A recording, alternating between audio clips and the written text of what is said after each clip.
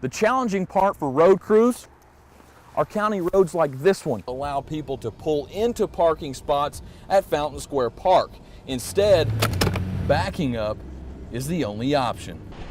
Vehicles also being targeted. One of the biggest problems is that folks are leaving their car doors unlocked, allowing criminals to steal things like wallets or personal belongings. I know a lot of people watching remember when all you needed to go to school was a number 2 pencil like this.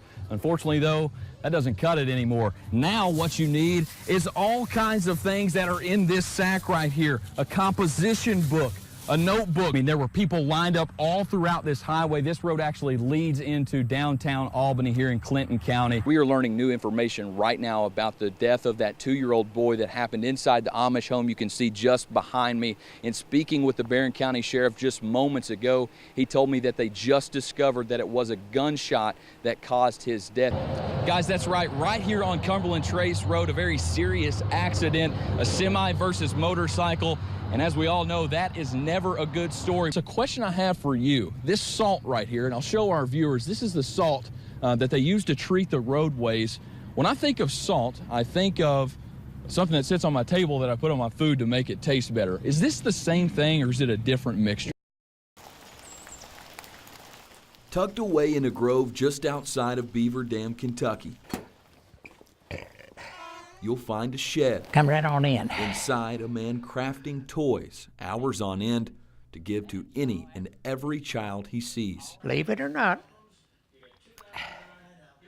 I get a real joy out of seeing the reactions to children and even to grandparents when I give them toys for their grandchildren. Randall Lytle has been at this longer than he can remember. He crafts toy cars, among other things, to simply give away. I love making things and giving them away. He recalls reactions from folks like the teacher of a class he donated toys to. She said some of those kids could quote you word for word. That was such a blessing to me. A blessing to the toy maker, maybe, but the amount of blessings he's created are drilled into every toy and every person he's touched. I have had such a good life. I'm just trying to give back. The good Lord says, do good. And I'm trying. That's the whole thing. When Randall thinks about the joy he creates in children all across the area, he's touched by the impact that's crafted inside a little tool shop just outside of his cabin. I'm sorry if I get emotional.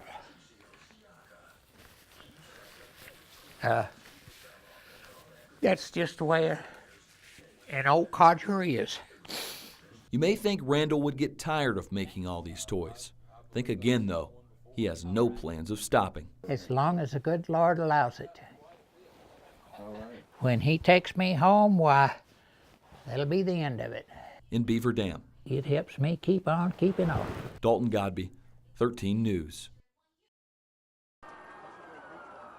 We will never forget. We will always remember.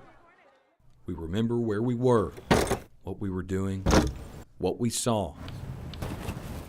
I was listening on the radio the whole time and just thinking, what is going on? Just let me get to my daughter. So I picked her up and just took her home. And it was a good feeling just to have her. And I still have the picture she made in my office that says Caroline 9/11/2001. It's framed in my office. I was in my apartment in Brooklyn, New York. I just thought the world was ending. It was the most horrible day. Those who were so young in age don't remember much, but the tragedy so impactful that they recall certain experiences. I could remember my grandmother and then my mother coming home and just everyone sitting around the TV and just acting distraught and not knowing what was going on. And it was very strange to see the adult figures in my life acting like this. I was only 5, so it was hard for that to trigger a memory and trigger a feeling.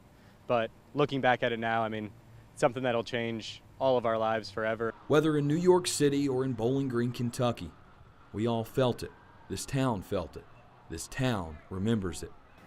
9/11 is a reminder of how strong American is as a whole. I don't want us to ever forget.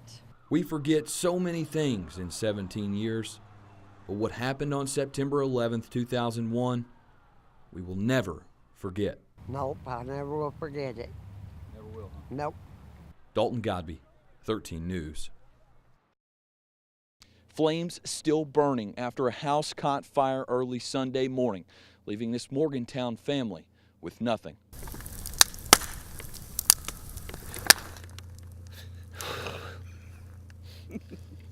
It's okay. Charles McKinney is at a loss for words as he scours the land where his home used to be until flames overcame that on Sunday. It's just a rough road to hoe. The fire began in a shed behind the home, but quickly made its way there, burning everything in its path, leaving the McKinney family with nothing. Now we got 9 years down the drain, and, well, we'll get by. You know, we always get by. 6 family members in total were in the home when they noticed flames. Everyone able to exit the burning home unscathed. A scary situation, nonetheless. But the heat was tremendous. It took 8 tanks. Eight tanker tanks. 8 tankers to put it out. What started this fire? That's a question that no one seems to have an answer to.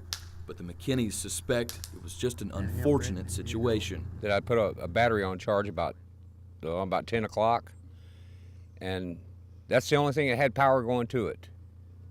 So my suspicion is that it's either shorted out or something happened. Since their home was destroyed, the McKinneys have been assisted by the Red Cross and have found a temporary place to stay, but they are in dire need of necessities. After all of this, it's a persevering attitude that puts them at peace in a heartbreaking situation. If you do see this, and you do lose everything, you will see the goodness come out of people. A lot of good people will come out and help, I guarantee you. A GoFundMe page has been started to help support the McKinney family. You can find that by clicking on this story on our website. Reporting in Morgantown, Dalton Godbey, 13 News. What would you say if I told you the girl you're watching is a decorated Olympic athlete? What if I told you she's won over 200 gold medals for gymnastics? You heard me right, 200 gold medals. It's a lot. I liked it. Lee Dawkins is 31 years old and one of the most decorated Special Olympic gymnasts in the world. Long before her battle to claiming 4 selections to Team USA for the Special Olympics World Games, she had another battle that started at birth: Down syndrome. When she was born, you know, there were days that were ups and downs, and one of us would have a bad day, the other one was strong for the other one, and then we, I think, kind of came to grips with the situation and realized we wanted just the very best we could give her. So they teamed Lee up with a coach. Yeah, start it down that way. At 5 years old, she began her illustrious special gymnastics career. A teacher suggested Special Olympics, and that has been an amazing journey, and I can't praise Special Olympics enough. It's just how I feel confident and proud of myself like other athletes. And they just go over there doing their own thing, and it's just incredible. From gold medals in a variety of gymnastic events, appearances in Sports Illustrated, county road sign designations, and even a shout out from her favorite, Simone Biles. Hi Lee, this is Simone Biles. The best piece of advice I have for you is to have fun and do what you do in training. Good luck, and I'll be rooting for you. She's lived her life with grace and passion, start to finish, never faltering. She basically is always happy and loves everyone. I've learned to be happy every day, by the way. Don't doubt this Olympic gold medalist. Her disability doesn't disable her one bit when she's on that mat. And it helps me control and pass it and carefully what I do. I know work on things, little things, but I can do it. With eyes on the prize, this special athlete is going for gold once again. I love it so much.